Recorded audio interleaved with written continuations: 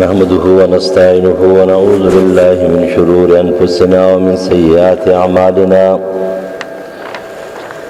من يهده الله فلا مضل له ومن يضلل فلا هادي له وأشهد أن لا إله إلا الله وحده لا شريك له وأشهد أن محمدا عبده ورسوله أما بعد فأعوذ بالله من الشيطان الرجيم بسم الله الرحمن الرحيم واتل عليهم نبأ إبراهيم إذ قال لأبيه وقومه ما تعبدون قالوا نعبد أصناما فنظل لها عاكفين قال هل يسمعونكم إذ تدعون أو ينفعونكم أو يضرون قالوا بل وجدنا آباءنا كذلك يفعلون قال أفرأيتم ما كنتم تعبدون أنتم وآباؤكم الأقدمون فإنهم عدو لي إلا رب العالمين الذي خلقني فهو يهدين والذي هو يطعمني ويسقين وإذا مرضت فهو يشفين والذي يميتني ثم يحيين والذي أطمع أن يغفر لي خطيئتي يوم الدين ربي هب لي حكما والحقني بالصالحين واجعلني لسان صدق في الآخرين واجعلني من ورثة جنة النعيم واغفر لأبيه إنه كان من الضالين ولا تخزني يوم يبعثون يوم لا ينفع مال ولا بنون إلا من أتى الله بقلب سليم اولا لفظیبانی خبر د ابراهیم علیہ السلام کله چې ول خپل پلار خپل قوم ته تاسو د سشي بندگی کوي اول دې مون بندگی کو د بوتانو پس ګرځوم د دې لپاره اعتکاف کوون کی چله کشي کوون کی او فرمایل ابراهیم علیہ السلام اې دې تاسو خبر اوري کله تاسو بلې دې لرا یا پیدا درکې تاسو ته او یا zarar اول دې چې مندلې دې مونږ پلاران خپل پدی باندې چې داسې کوله او فرمایل ابراهیم علیہ السلام خبر راکې تاسو هغه چې تاسو بندگی کوي تاسو پلارانو تاسو په خوانو بهشکه دا تاسو د پاره او زما د پاره د دشمنان دي بلکې یو رب العالمین زما رب دی چې هغه زما دوست دی زما دشمن نه دی هغه ذات چې زه پیدا کړم بس هغه ماته سملار خي هغه ذات چې ماته خوراک راکړي ماته سکاک راکړي او کله چې زه بیمار شم مال شفا راکړي او کله چې زمړ شم دوباره به ما ژوندې کوي او هغه ذات زما ته امید دی چې بخنه به ما ته کوي زما د ګناهونو په ورځ د جزا او سزا ای ربا وبخه ما ته د حکمت خبري او په اوس کما د نیکانو صالحانو سره وګرځو زما د پاره غجب د رشا په اخري رستنو خلقو کې خ ذکر وګرځو مال را د وارثانو د جنت نعمتونو او بخپلار زما به شکه دی گمراه دي اما مر سوا کو پاورز باندې دوباره خلک اوچت کشي پاور چې پیدا نه ورکې نه مال او د زامنو بچي مگر هغه سوچ راشي الله ته په موحد روغ او صفاز لبانی سورۃ شعراء آیت نمبر 69 نوالت المناسی پوری ابراہیم علیہ السلام دار امتحانانو بابا دے او د امتحاناتو پلار دے د دې وجنا د امتحاناتو په نتیجه کې هغه ته د خلیل الله لقب ورکړل شوی ابراهیم علیہ السلام په کوم دور کې چې پیدا شو نه په دور کې د مسلمان او د اسلام تصور نو نه چا مسلمان پیژاندو نه چا اسلام پیژاندو نه چا توحید پیژاندو نه چا خپل الله پیژاندو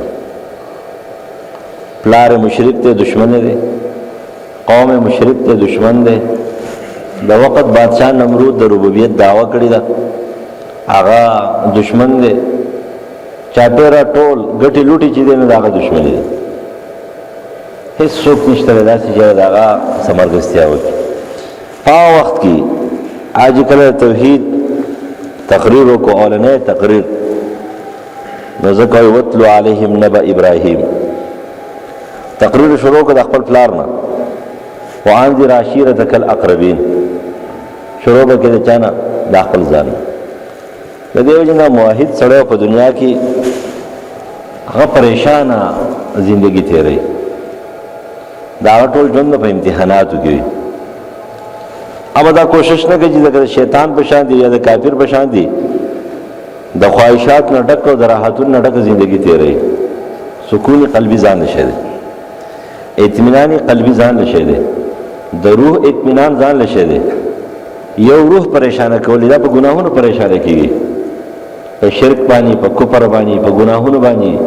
روح او نفس چې کوم مطمئن نفس دی انسان روحانیت دا په دې پریشانه کیږي.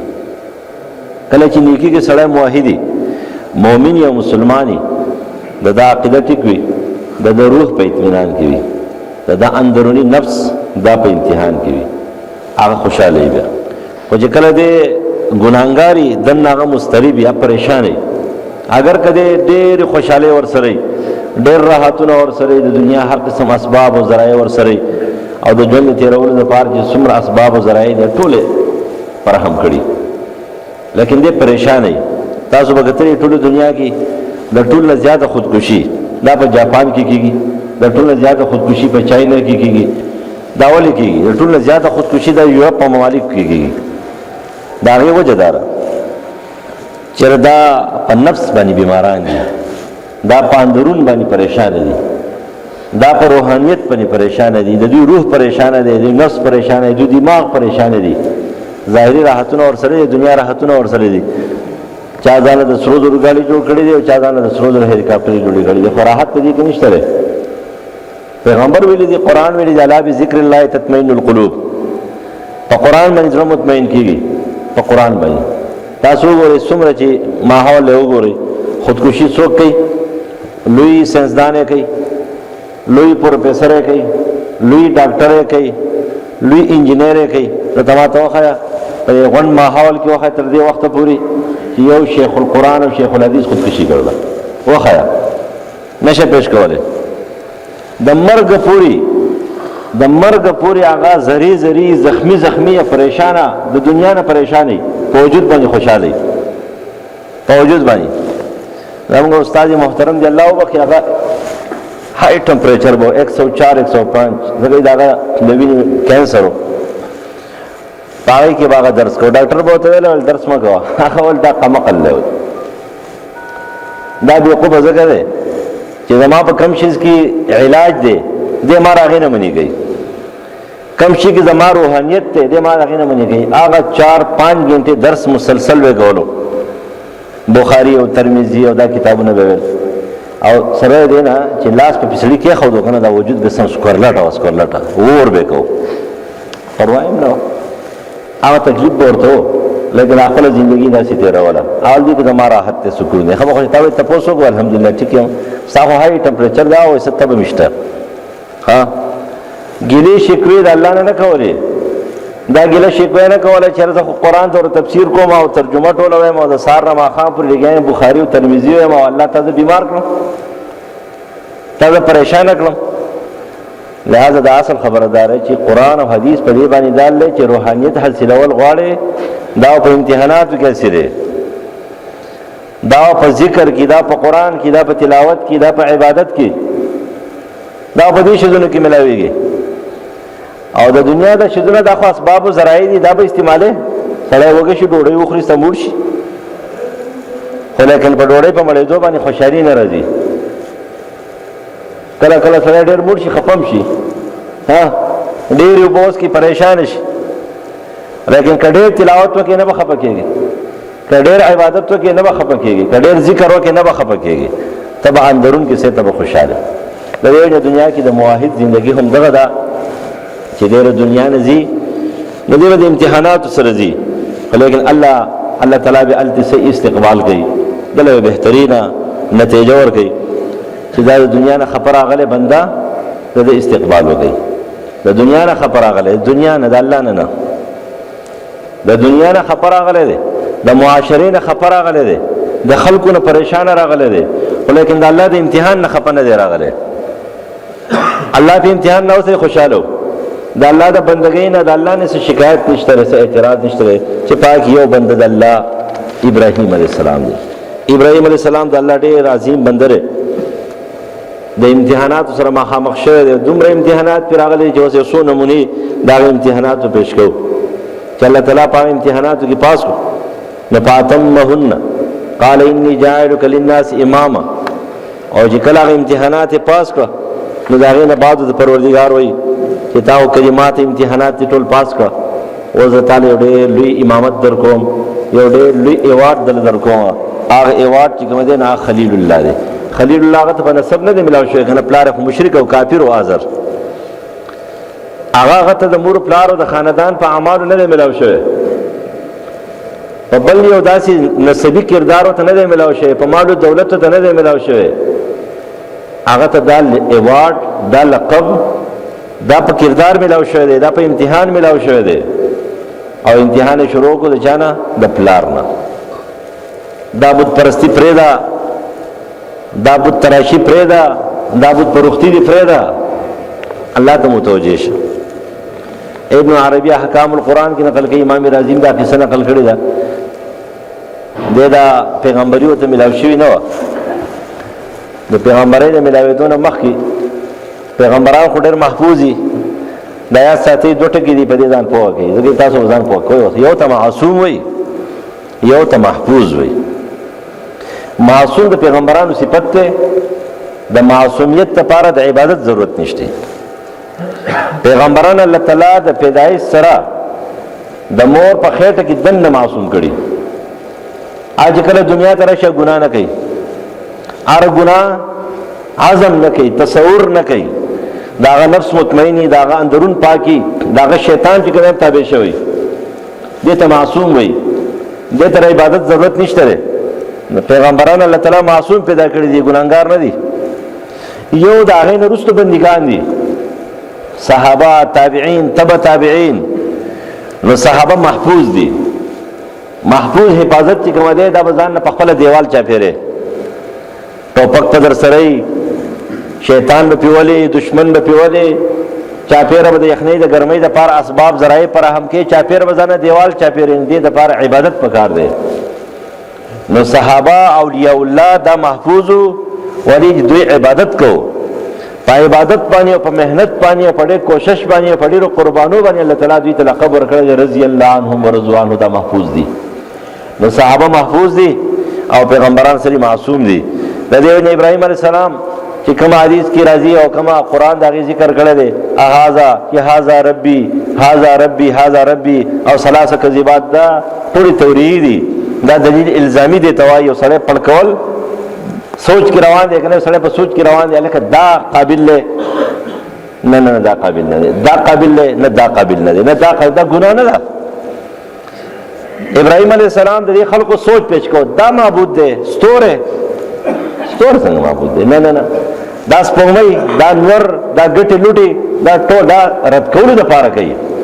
لکه یو سړی دی هغه وایي چې لکه دا معبود دی پلانکې، د دې مطلب نه چې هغه منلی.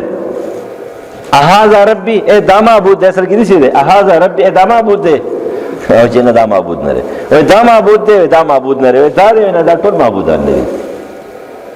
دا د ابراهیم علیه السلام د کمال او د سوچ او د فکر انتها وه چې کره سوچ الله ورکړی، دا نه چې هغه منلی دی. منل نه و، دروغ هم نه دي ویلي. غټ بوت مات کړی وي، خندا پسې کوي. ها، او د هغې مثال شته دی که نه؟ عبدالملک چې کوم دی نه هغه خپل سپه سالار ته ویلی، ماله یو امام قرطبي نقل کوي، وایي ماله یو داسې دسته پکار ده د 500 یا زیاتو کم فوجانو چې زه راوځم که نه، چې په هغې کې بیا د اعلان او حکم څه نه وي تیاري، مکمل تیاري. زما په اشاراتو پوهېږي، د سترګو په اشاراتو، د خولې د جبان په اشاراتو نه. نو هغه ورته ویلی چېره یو کس راغلی فوج کې بردي شوی دی، یو ځوان دی، سم د لمبې زوی دی. نو هغه څوک و؟ حجاج ابن یوسف و. حجاج په طایف کې و، طایفي ثقفي دی. حجاج ابن یوسف به دې ماشومانو ته لیکل ښودله، خو لیکل پای کې ډېر ماهر نه و. د هغې وجه دا و چې استاد سړی چې کوي دا به انتهایي نرم وي، ډېر نرم. د ماشومانو استاد به قاري صاحب ډېر انتهایي نرم وي. ځکه ماشومان ته سبق ویل ډېر ګران کار دی. په ټولو کې ګران کار ماشوم سکول ته مدرسې ته عادت کول. سکول او مدرسې ماشوم هغې ته سبق شروع کول روانول دا ډېر ګران کار دی، ډېر زیات ګران کار. نو د دې سکول استاد زموږ الحمدلله پرایمري استادان ماشاءالله ډېر تکړه دي. اوس خو تکړه دي خو مخکې نه وو که نه اوس هم داسې دي. د ټول نه زیات وهل څوک کوي؟ دا د پرایمري استاد کوي. دویم نمبر وهل څوک کوي؟ د میډل یې کوي. دریم نمبر څوک کوي؟ د های سکول هغه کوي. او څلورم نمبر چې لاړ شي کالج مالج کې بیا وهل نه په یونیورسټۍ کې پروفیسران چې کوم دي په ښایسته انداز ورته بیا سبق وایي. د پرایمري استادانو له ښه تربیت پکار دی چې دوی به انتهایي نرم وي ځکه دا ماشوم دی. ماشوم ته سبق ویل ډېر ګران کار دی. دې په اول سر کې تربیت وکړي دا ایک نمبر استاد دی. دا د هغې پروفیسر نه بهتر دی، دا د لیکچرر نه بهتر دی، دا د های سکول د استاد نه بهتر دی، او دا د میډل سکول د استاد نه بهتر دی. څوک دا د پرایمري استاد دا بنیاد دی. دغه شان دي دغه د ماشومانو دپاره ناظري قاري صاحب حافظ صاحب یا د جومات امام دا چې په کومې انداز باندې د سبق کوي په مزه باندې دا ډېر اوچت کمالي استاد دی. خو لیکن صفت له پکار دی چې دې ځان کې نرمي پیدا کړي. وهل به نه کوې د ادب لخته به در سره یې خیر د ادب لخته به چېرته نه اوچتې. یو د تعذیب لخته ده یو د تعذیر لخته ده. د تعذیب لخته دا ده چې هغه د مینې سره د ماشوم نه یو ډب تېر کړي چې هغه په خپل سبق کې رواني. یو د تعذیر نښه تعذیر نښه دا ده تاسو چې وایي هلکه سزا وله ورکړئ. ماشومان له څوک سزا ورکوي مرفوع قلم دی ته سزا وله ورکړه. جرمانه پې ولګوه. ماشومان باندې څوک جرمانه لګوي؟ الله تعالی په مکلف باندې سزا لګولې ده جرمانه لګولې ده. په غیر مکلف باندې چې کومه نو سزا او جرمانې نشته دی. دې له به تربیت ورکړي د هغې سزا او جرمانه ادب دی. د ادب لخته به در سره وي. د ادب لخته به دې نه اوچتې. دا ډېر ګران کار دی. دا نرمي دا ډېر ګران کار دی.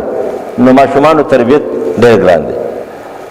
الله تعالی چې کومه دی ابراهیم علیه السلام هم د تربیت سره پیدا کړو. نو حجاج ابن یوسف ماشومان ته لیکل کوله خو غصه به وله ورتله. چا ورته ویله په دمشق کې مدرسې کلاو شوي دي سبق ویلی کېدی. لاړو زه مدرسه ویمه چې لږ ډېر سبق زده کړم. هلته چې لاړې 2 ورځې تېرې کړې هلته تربیت شروع شو د فوج ټریننګ. نو خو عرب الریډي چې کومه دی د تورې او د نیزې او د ډال او د شهسوارۍ چې کومه دی نو د ماشومانو نه ماهر وو. لکه څرنګه زموږ ماشومان چې کوم دی د ماشومانو نه چې کوم دی په موبایل باندې پوهېږي نو دا ماهر دی. ځکه چې پلار یې نسوارېږي زوی نسوارېږي پلار یې دغه څه کوي زوی هم هغه شانتې کوي هغې ته ګوري. نو عرب هم داسې وو چې پلاران یې داسې وو چې زامن هم دغه شانتې وو هغه تربیت باندې روان وو. نو دا ویل پرې دوا وړه په مدرسه شو کومه خو دې فوج کې برتي کېږم. فوج کې برتي شو. سیف سالار عبدالملک ته ویل چې یو ځوان برتي شوی دی خو د لمبې زوی دی. د لمبې هېڅوک نه مني. وایي ته راوړه هغې چې راوسته ورته ویل چې داسې یو فوج په کار دی دسته جي ټیک ته لاړه بس دسته یې جوړه کړه.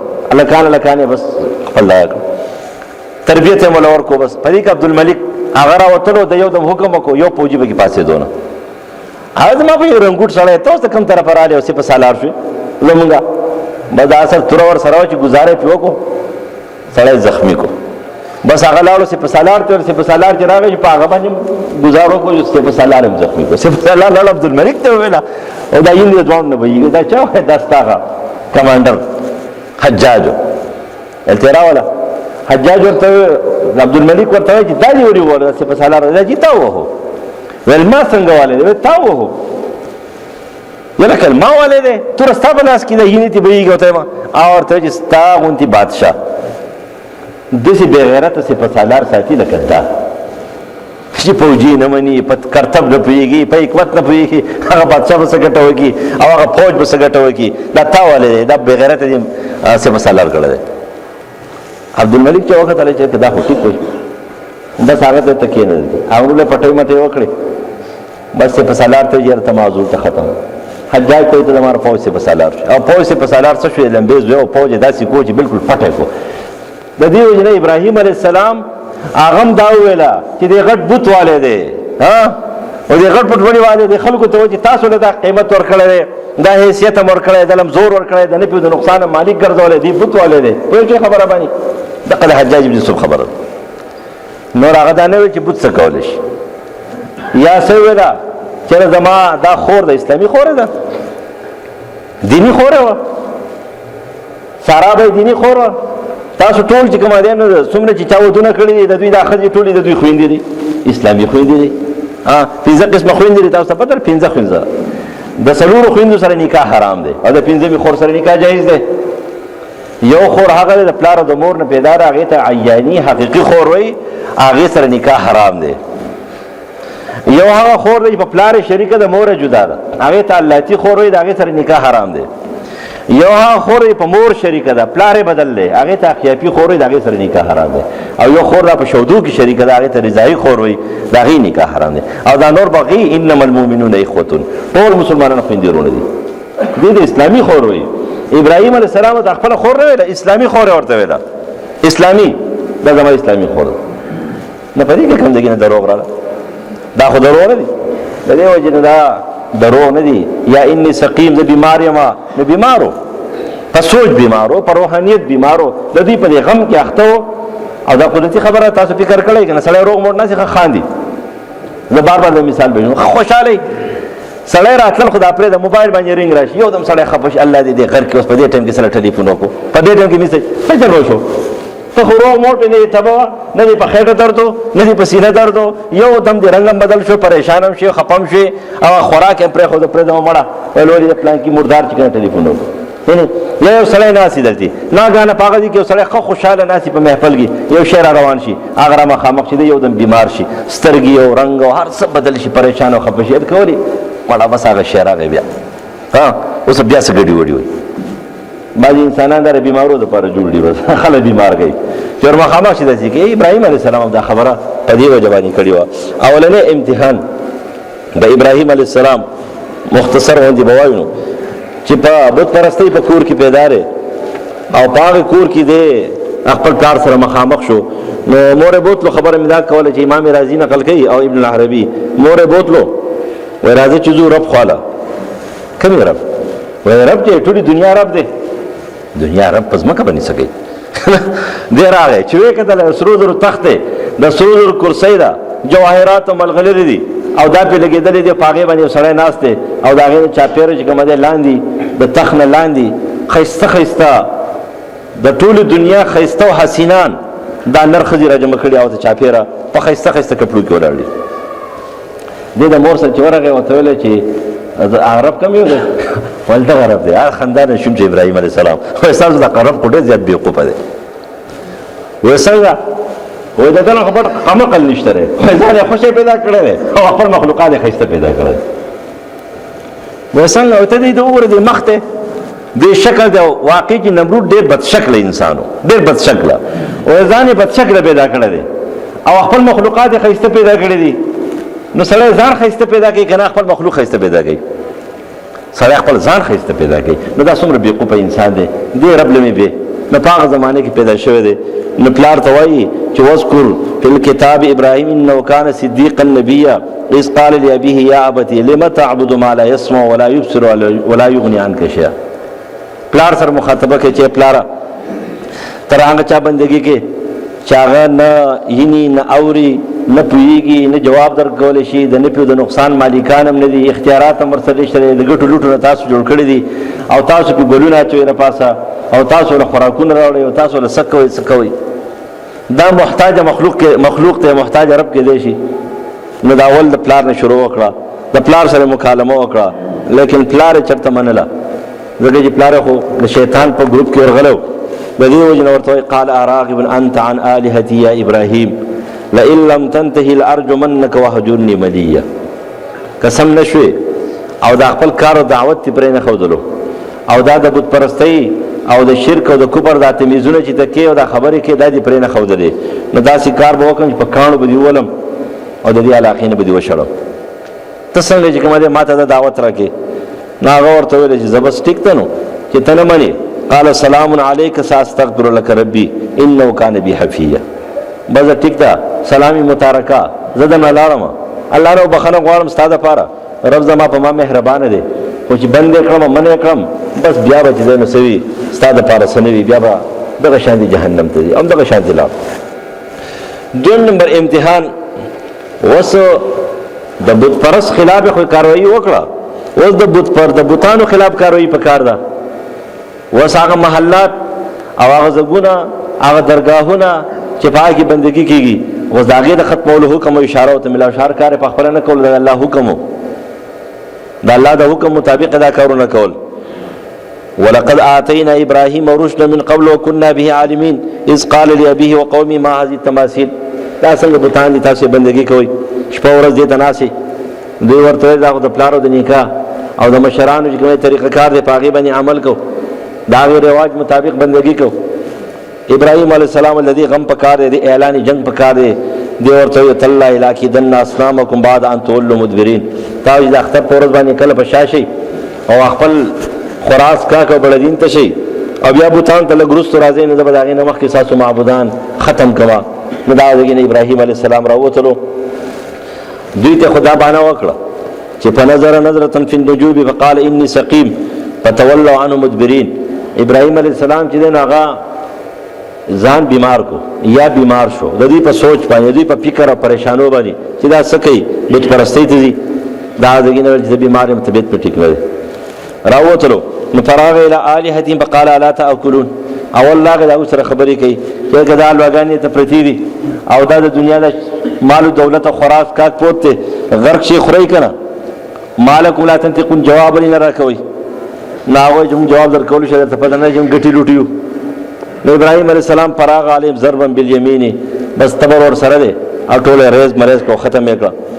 دوی تراله وې کتل چې لکه دا بوتان چا مات کړی دي، لا قبرون دا خزی چا ماتي کړی دي. وقالوا من فعل هذا بآلهتنا انه لمن الظالمين. الکه دا خو ډېر ظالم دی، ته ګوره بوتان مات کړی دي، زموږ معبودان مات کړی دي. نو خلق کوي کنه دا خبره پلان کی کړي، پارځي کې خلق څوک پیژني کنه چې لکه د بوتانو خلاف هم بل چا خبره نه کوله، خو ابراهيم عليه السلام کوله. نو قالوا سمعنا فتى يذكر يقال له ابراهيم. یو ځوان دی، بیا مت ځوان ویل دی، یو ځوان دی چې دې بوتانو سره خلاف دی. هغه چې کله راوستو نو ورته وایي چې قال بل فعلوا كبيرهم هذا فاسألوهم ان كانوا ينطقون. تبرګه خو چې کوم دی دا خو دې غټ بوت پر سټ کې پروت دی، دې غوسه شو، دوی خبره نه منله، قانون او حکم نه منله، بس هغه غوسه شو ټول بوتان مات کړی دي. د دې نه تاسو کوي. نو فرجعوا الى انفسهم فقالوا انكم انتم ظالمون. اول ځان په سوچ کې شوی، ځان توای په سوچ کې غرق شي رښتاوي درته کنه د ګټو لوټو بندګي کوي. دا خو جواب هم نشي درکوله، ولیکن بیا هم سوچ وکړو چې الکه اوس خرابېږي، ذلیله کېږي. نو ثم نكسوا على رؤوسهم لقد علمت ما هؤلاء ينطقون. تا دا خپل دا خبرې نشي کوله، دا چې خبرې نشي کوله، تاسو دا غي بندګي کوي، د نه په نقصان مالکان نه ځان نشي بچ کوله، تاسو دا غي بندګي کوي. نو دوی را مخامخ شو، چې شروع کړي او وایي چې قالوا حرقوا وانصروا آلهتكم ان كنتم فاعلين. دا خپل معبودان امداد وکړي وسې زید لره. نو بس ابراهيم عليه السلام درېم امتحان تور مخامخ شو، نمرود تی خبر شو. نمرود چې کله خبر شو دومره بیوقوفه نمرودو چې یو طرف ته نمرود په خپل ځان ته معبود وي، بل طرف ته کله بوتان جوړ کړي دا هغه ته معبودان وي. نمرود چې کله خبر کو لاغره وختلو او هغه سره یو مکالمه چې د نسکړه شروع کړه، خبرې وسه شروع کړې او ډېر لوی تقریر وشو. نو علم تر الى الذي حاج ابراهيم في ربه انا اتاه الله الملك اذ قال ابراهيم ربي الذي يحيي ويميت. قال ابراهيم فان الله ياتي بالشمس من المشرق فاتي بها من المغرب فبهت الذي كفر والله لا يهدي القوم الظالمين. ابراهيم عليه السلام دا نمرود سره مخامخ شو، ورته وایي چې نمرود الله بعد صحیح درکړی دا زما رب د ژوند او د رب د مرګ مالک دی. ابراهيم عليه السلام ته کله دا خبر وکړه چې زخم دغه شان دی ما، نو یو سړی راوسته هغه ملکو بل پرې خو دلو دی، یو باندې پانسیو په بل پانسی نه ودا مې پرې خو دو. ابراهيم عليه السلام دا سم د عقل اخلاص ورته وایي چې فإن الله يأتي بالشمس من المشرق فأتي بها من المغرب. الله دا نور د مشرق نه راوړي د تیر مغرب نه راوړي. نو ته جلګه په بوهت الذي كفر پکاره نمرود جواب ورکړل چې دا یو کار ما وکړو، دا بل کار دې ستاره وکړي، د مشرق نظر اولم او د مغرب نه تر اوله ستاره دی راولي. لیکن دا یو خبره یاد ساتي په دې کې چې مونږ نه 99% دروغ وایو، 99% دروغ، او د تیر شوی زمانه بدترین مشرکانو دروغ نه ویلا. بدترین مشرکانو نمرود دلته دروغ راوي. وسو نمرود ته پته را چې زه دا وایم چې د مشرق نه زراو باسم او د مغرب نه چې کوم دی ستاره دی راو باسي. نو په محفل کې ناس مشرانو دا غنس پنګریو دا غنه په عمر کې زیات خلګو، هغه ټول به جو دا عقل اخلاص خره. ته خو ورستو زمونه پیدا یې چې موږ پیدا شوم دا نور د مشرق نه راخاتونه څنګه تر مشرق نه راو باسي. ما په دغه وخت کې سوچ وکړو په بهت الذي کفر متحیره پاتې شو چې اوس وایم چې دا کار زه کوم چې خلک وایي دروغجن او که نه وایم چې کاته خرابه ده نو بس دغه شی مبهوت کېناستلو دروغ یې نه ویله دروغ نن موږ دروغ ډېر زیات وایو په دې موبایل دی خو دا نه دی دا شیطان دې شیطان خو ټول خلک دروغجن کړه ټول خلک زموږ یو ملګری دی هغه وایي د بل یو کس په باره کې مونږ ته خو پته نه وه هغه وویله ما ته ویل هغه لاندې چت چې دی دا مردان دی دویم چت چې دی دا یې پېښور دی او چې کله د بلۍ سر ته دریم چت تاسې ګرځي که نه دا اسلام آباد دی چې دا ټلیفون نه کوي دا شعر او زینه نو چې تا ته وایي چې هلکه چېرته یې وایي زه خو چې مردان کې په یو میټینګ کې یم وایي دریم چا ټیک ده ټیک ده سم له په خپله کمره کې ځکه ما ته خو پته ده نو دې لاندې په خپله کمره کې ناستي نو چې کله بیا په دویم چت باندې وي نو دی وایي زه په پېښور کې یم او چې کله دریم چت ته وایي زه په اسلام آباد کې یم وایي دا ټول خلک هم دغه شاهدي دي لاس په چېرته به یو ځای کې ستا نه مخکې به روان یي کوم ځای کې روان یې زه خو ډېر لرې تللی یم پلانکي ځای کې یم ما له په دې خبره ډېر قار راځي چې سړی راته ټلیفون نه کړي ته به کوم ځای کې نه ځایم چې اوس د دروغ وایې نو دروغ نه شي ویلی هغه رښتیا ورته یې نیسي دي نو ستا چې الله ورنار کړي خپله خبره کوه ته به ما څه کوې زه په کوم ځای کې یم خپله خبره کوه اکثر به زه موبایل بندوم چې څوک هم راته وایي کوم ځای کې بس زه موبایل بند کړم څه ضرورت دی د مان تپوس کې ما له کومه پیسې راکړې خپل کار دی خپل غرض دی دم کې څه تپوس کې زر وکړه خبره ختم ته ما ته کوم ځای کې زه به چېرته یم بهر ځای کې چې یم دا ډېر خوش عیب دی چېرته یې چېرته څه ته وایي سلام وکړه خپل غرض ته وایي زما ضرورت دی زما دا مسله زما دا کار دی زما ستا سره یو کار دی دې موبایل ټول خلک څه کړه دروغجن کړ دا دروغ نه وایي ابو سفیان دروغ نه ویله مشرک و هرقل ته دروغ نه ویله وایي ما وایي چې دروغ وایم دا کلیوال له سره دی او هلته په مکې کې مې شرموي بیا به وایي چې هلکه ته اوس وګوره دا دروغ نو دروغ یې نه ویله نو رښتیا عادت جوړول پکار دي نو دې مبهوت پاتې شو متحیره پاتې شو جواب یې نه شو کولی په دې باندې پوه شو نو نور څه ونه کړل چې بس اور وله تیار کړي نو بس ابراهیم علیه السلام له اور تیار شو نو د یو طرف ته د الله عشق و د توحید عشق و او بل طرف ته دا لمبې وې هغې لمبو ته ځان تیار کړو بس بې خطره ور ودنګل وته لیکن الله تعالی اور چې کومه دی خو د الله تعالی مخلوق و چې تر توحید د پاره او د خالق د پاره ور ټوپ کې ابراهیم علیه السلام پکې سوی نو هم خیر دی هغه د امتحان ته تیار و کعبه دې کې شهید شوی د امتحان ته تیار و پیغمبران په میدان جنگ کې نه دي شهیدان شوي دا خبره یاد ساتئ انفرادي لحاظ سره پیغمبران بې شماره بني اسرائیلو شهیدان کړي دي قتل کړي دي خو په میدان جنگ کې پیغمبر نه دی شهید شوی نه قتل شوی دی زخمی شوی دی لکه نبی علیہ السلام زخمی شوی یا بل پیغمبر چې کوم خبره به اور د ورو دنګل لیکن اور خو د ابراهیم علیہ السلام د پر الله نار نه یو یخواله یو نور جوړ کو چې قل یا نار کونی بردا و سلام علی ابراهیم وارادو بی کیدن فجعلناهم الاخسرین اور تر ودنګل خو اور څه شو دا غینا یو یخ خوندي د سپرلی یو هوا تی جوړ شو ابراهیم علیہ السلام پای کې سور دي د اور دي زیاتو کم دي دا غینا راوتلو چې کله راوتلو نو پنځم امتحان دا شو چې را ابراهیم علیه السلام ته جو ته وطن پرې ده دا دغه روان شو لیکن دا هغه صرف دو مسلمانان دي یو خپل بیبي سارا بيده او یو د ترزوی یو رارا ظاهر هم دا ترزوی دی چې هغه لوط علیه السلام پیغمبري به ته ملاوي ده د وخت نو ملاو شوی یو پیغه ایمان نه وړي بس دغه دوه کسان دا د ابراهیم علیه السلام امتیان دي او ابراهیم علیه السلام دا ځګینه روان شو او چې کله ورسېدلو نو بچی نشته پلار ورته حجره به ملاو شو بیا د حجرې بین الله تعالی چې کوم دی نو اسماعیل السلام پیدا کو او چې کله اسماعیل السلام پیدا شو سارا به لکه خپش شو په دې خبره باندې چې کله ما زوی دغه سلسله د پیغمبرانو به زما سلسله کټ شو په دې کینه به کینه بغض پکې نه و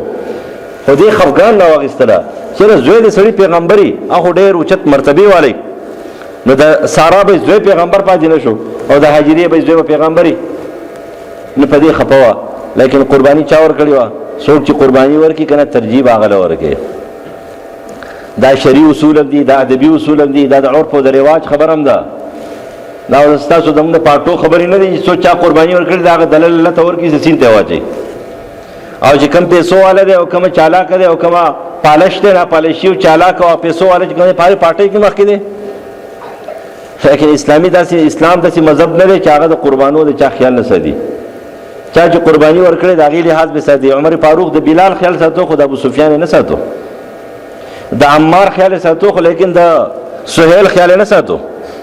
ولې چا قرباني ورکړې وه د هغوی دپاره بستره تیاره کړې وه، د خباب دپاره بستره تیار کړې ده، خو لیکن ابو سفیان رضی الله عنه چې په بستره نشي کېناستی، په خاورو کې ناست دی، لیکن خباب رضی الله عنه یو عاجز فقیر هغه په بستره باندې ناست دی، او عمر فاروق په خپله په خاورو کې ناست دی. ولې قرباني ورکړې وه. قرباني څوک چې قرباني ورکوي هغه انسان د هغې قدر زیات دی. نو قدر دا و چې قرباني چا ورکړه. نو سارا به یې قرباني ډېره ورکړې ده. د دې وجې نه حکم ورته میلاو شو چې د خپل بچی ماشوم د څو میاشتو اسماعیل علیه السلام او د خپله بیبي دا رخصت کا، بس اسماعیل علیه السلام او هاجره به یې بوتله کعبې شریفې خواته چې ربنا انی اسکنت من ذریتی بواد غیر ذی زرع. غټه قرباني ده. په شړ بیابان کې نه انسانان شته نه پیریان شته، پیریان په دې ځای کې نه اوسېږي، ځکه هم انسانانو سره نږدې نږدې اوسېږي. زه به څه خوري که نه څه به دې پټوي، ځکه دا اکثر غله دي، نو څه به پټوي د خوراک سر دپاره په خپله دومره تکړه دي. مثال یې دی بېروزګار هلکانو دی، دا بېروزګار هلکان او دا پیریان یو شانتي دي. دا چې کوم دی همیشه غلاګانې کوي، نه بل درته ناست دي. نو هغه د زندګي د لار هېڅ هم نشته دی، نه خوراک شته، نه څښاک شته، نه آبادي شته، نه انسانان شته، نه ځناور شته. شړ بیابان دی، اوبه نشته دی. هاجره به یې د ماشوم سره پرېښودله، یو مشک اوبه دي ورسره او لږې کجوري دي ورسره، او هغه ورته وایي چې چا ته دې پرېښودلو؟ جواب نه ورکوي، الله حکم دی. آخر کې هغه هم پوه شو چې یاره حکم الهي ښکاري، وایي د الله حکم دی. چا وایي زه بس مونږ الله نه ضایع کوي. بیا ابراهیم علیه السلام راغی او دا دعا د جبل ابي قبیس سره چې اوس هغه سورنګان دي د هغې سره خواته چې دا دعا وکړه چې ربنا انی اسکنت من ذریتی بواد غیر ذی زرع. ربه په داسې شړ بیابان کې پرېښوده، ستا حکم دی. دا ایثار و، دا قرباني وه، او قرباني مو شوه. بیا چې کله بچی 14 کالو ته ورسېدلو، بیا ورته وایي چې لاړ شه کوم بچی چې هغه تا په شړ بیابان کې پرېښی د خپلې مور سره، دا اوس ذبحه کړه د الله په نوم. څومره ګران کار دی که نه، چې یو طرف ته جنانې بوتلو، اوس دغه بچی څه وایي، اوس ورته هغه زموږ خو دغه حل دی که نه. یو ځای کې ناست بار بار ته وایم چې لږ د خپلو بچو د دنیوي تعلیم سره دیني تربیت کوئ. دیني تربیت مسلمان لا مسلمان ډاکټر پکار دی، مسلمان انجینیر پکار دی، مسلمان ساینسدان پکار دی، جاسوس نه دی پکار. د دې وجې زموږ دا مشران چې خرڅېږي ولې خرڅېږي؟ دا اسلام نه معرا مبرا دي، دوی کې اسلام نشته دی. د دې وجې وي بس تاسو مشر غټ شی به غټ افسر به او د یهودو ایجنټ وخېږي، هغه د هندوانو ایجنټ وخېږي. ولې خېږي؟ دا ځکه خېږي چې د اسلام نه دی خبر، دی خپل الله نه پېژني، خپل رسول نه پېژني. دا ظالمان ډاکټران چې کوم دی که دوی الله پېژندلی نو ولې به دوی ظلمونه کولې؟ دا دي چې نور وګورئ، دا رشوت خواره، دا حرام خواره. اسلام مونږ ته مسلمان ډاکټر پکار دی، مسلمان انجینیر پکار دی، مسلمان ساینسدان پکار دی. ته چې مسلمان نه دی چې څه کیا کوه چې دا دې کټ شوی به کاته خرابوي. د دې وجې نه خپل تربیت د بچو پکار دی. پلار شکایت وکړه په زوی باندې، جرګه ناسته ده، زوی څه وویله، زوی ډاکټري کړې ده او بیا تللی دی انګلینډ ته، بیا راغلی دی. پلار یې چې په ده باندې ما 92 لاک روپۍ لګولي، 92 لاک روپۍ مې لګولي دي، نن زما هر څه ختم شو دي، دی ما له 1 روپۍ نه راکوي. زوی ورته څه وایي؟ زوی ورته وایي چې په تا کې صلاحیت نه و که نه، تا به هم سبق ویلی وی، سبق په پیسو نه ویلی کېږي. ما ورته وایي ستا په شان ډېر غټ خره چې کوم دی بهر ګرځي، روپۍ نشته دی سبق وایي. ځه ته روزانه چې کوم دی دا اخبارات ګورې او روزانه دا موبایل ګورې چې زموږ سره پیسې نشته مخکې نه شو تللی. ما دا تقدیر معلق دی، تقدیر مبرم نه دی. سبق تقدیر مبرم نه دی. ګوره دا خبره یاد ساتئ، کمال کان چې وایي چې موږ نه پوهېږو دا ټول دروغ وایي. دا تقدیر معلق دی، محنت پکې نتیجه به الله درکوي، خرچه به کې نتیجه به الله درکوي. چې ته دلته ناست سکول ته نه ځې، بسته چې کوم دی نه پالتې په دیوالونو کې ږدې، دا تقدیر معلق دی، دا سبق نه میلاویږي.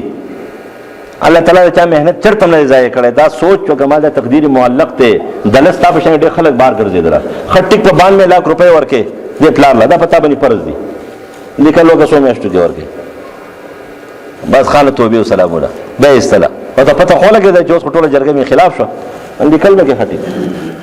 نو چې آخر بیا یې توبې وایستې، 50,000 روپۍ میاشته پلار له ورکړې، 50,000 روپۍ. باقي ټول خرچه هر څه بتاوي دا جیب خرچه دغه 50,000 روپۍ ما ته د پته را سوچ چې 92 لاک روپۍ د کاروبار لور کی کنه نه هغه ول 92 لاک نه 15 کروڑ ول غټي دا څه ویلي اینه دا بچی دي دا وری پلار دی اول چې ما په اسلام نه دی ذکر نه اسلام خو دې ذکر کنه ډاکټر وي خو چې مسلمان ډاکټر وي تا دا خبره نه کوله نن موږ ور خپل بچو تربیت نه ټول خلک راځي یو ټول لیولي شوی دي ټول ډاکټران جوړیږي لکه دا نو خلک بس کې دا پولیس ته سوګزي د سکول ته سوګزي د انجینرۍ ته سوګزي او دا لاري کوسي به سوګي ټول ډاکټران یعنی مطلب دا چې ټول داسې علالول والدي علالول والد دغه جوړوي نور څو تعلیم مسنه کوي هر یو سړی ټلیفون کوي چې ما بچي پلان کې ټیسټ دعا ته وکړي چې را الټي پاس چې ډاکټر شي لکه په ډاکټر تندر لګي لو ډاکټر لور کې د ډاکټر څخه ژوندۍ ده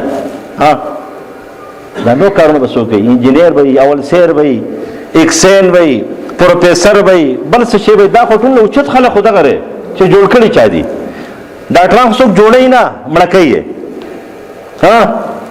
مړ کوي موږ دا سترګو اپریشن ډاکټر کړی چې اوس وایي چې دوا په دې متخیرې کوله دغه حل او ته ته ګورې خپل پیسو سره کار دی خپل اپریشن سره کار دی ته به ضرورت یو ډاکټر بداسي چا یو مسلمان خیرخواهي د مریض باندې چې خپکیږي هغه ته وایي تاسو پیسې شته نشته ته پوس پدې کوي نو خو نشته مسلمان جوړوي مسلمانو کنه بچي هم بیا دي چې تا سبق نشو ویل ځکه په ما باندې لاک روپۍ لګولې دي خو تا سبق نشو ویل دا بچي شي او ګډي مسلمان بچي دا کار به نه کوله اسماعیل السلام داغه په شان بچي نه هغه مسلمان بچي موحد بچو هغه ته پلار وای دی کې د مشورې څه ضرورت ده ته پیغمبر ستا خو حکم دی وحی دا خپل حکم جاری کا بس ابراهيم عليه السلام او نه مور داسي وای چرا دا خو تا راوستي مو داسي دی کړی مو داسي کړی دي زماني خزه خو نه ده چاغه معمولی غوندي ډوډۍ په کوم شنو پیغمبر ویلي چې ټول عمر به ساتي خو چې معمولی غوندي خو دې خو تا زما سره څه کړی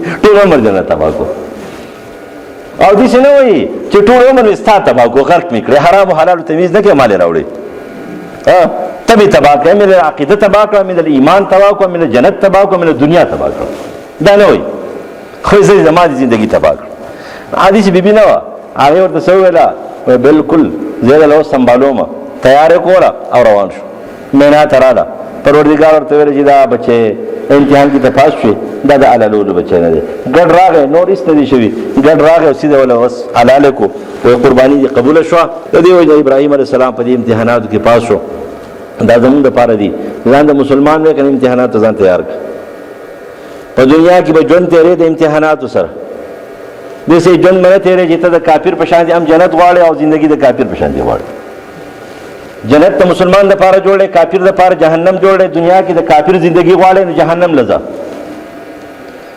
او که په دنیا کې د جنت زندگی غواړې د جنت لپاره امتحانات ته تیارېږي هغه لپاره د مسلمان زندگی تیرې د قرآن او سنت اتباع وکړي د هغې مطابق زندگی به تیرې الله تعالی دې موږ صحیح مسلمانان کړي او الله دې موږ هغه مسلمانان کړي چې په امتحان باندې نه خفه کېږو او په عذاب باندې خفه کېږو د ګناه سره نفرت پیدا شي او د نیکو سره مینه محبت پیدا شي دعا وکړئ څه کسانو درخواست کړی دی او څه پریشانیانې څه حاجات دي پروردګاره پریشانیانې ختمې کړي حاجات او ضرورت هغه سر ته ورسې دنیا او آخرت هم ښایسته کړي مړو ته دعا وکړئ نږدې په دې کلي کې زنانه وفات شوي ده بوډۍ ابۍ وفات شوي ده هغې ته دعا وکړئ پروردګاره معاف کړي پوره غاړه څوک وفات شوي دي هغوی ته دعا وکړئ پروردګاره ټول معاف کړي قبر د عذاب او جهنم د عذاب نه بچ کړي جنت فردوس نصیب کړي اللهم ربنا اتنا فی الدنیا حسنه